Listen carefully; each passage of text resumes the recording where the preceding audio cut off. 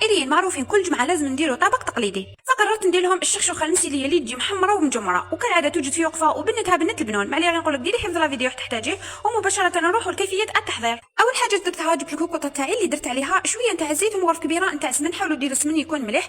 درت الدجاج على حسب عدد الافراد تاعي وخلطت خليته يتقلى، وزدت له زوج قرونه تاع الحار اللي راح يعطوا لهم بنه على بنه، نحيتهم على جنب ورميت عليهم البصل اللي يكون مرحي مليح، زدت عليهم الطوماطيش اللي تكون مرحيه مليح، زدت عليهم سنينه تاع الثوم، زوج غرف كبار تاع طوماطيش مصبره، التوابل اللي كنت درت راس الحانوت فلفل الكحل والقزبر عكري حلو والعكري حار، وبلا ما ننساو الملح. نخلطوا جيدا حتى يتقلاو وراح نمرق. كاختياري انا في المرقه تاعي نزيد زوج حبات نتاع بطاطا كبار باش يختروا لي المرقه ونقطعهم في الاخر.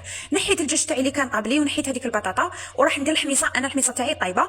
من جهه اخرى راني راح ندير الدجاج يتقلى لي ويتحمر لي باش يتحط يعني بنين وناشف من الفوق تحسوه مجمر. نحيه على جنب، ومن جهه اخرى راح نزيد ندير هذيك البطاطا نجمرها ونقطعها باش نحطها ديكور من الفوق. وهنايا اللي كنت قطعت هذوك الفتات تاع الشخشوخه تاعنا وراح رميتهم في المرقه ديريكت بعد ما خسرت لي. رايحه نديرها كامل ونخليها تشرب كامل. دونك نجيب الطبق تاعي ندير الشخشوخه اللي مخلطه بالمرقه والحميصه، راح نقطع بطاطا ونحطها يعني كديكور من الفوق كتزيين، وراني راح نزيد الدجاج يعني من الفوق، ونزيد الحار قطع صغيره يكون خضر، بصل ثاني الحار والمعدنوس. وهذه النتيجه. اللي اول مره تشوف صفحتي نقول لك ديري متابعه باش يوصلك جديد. عاد فيديو مع وصفه جديده. سلام.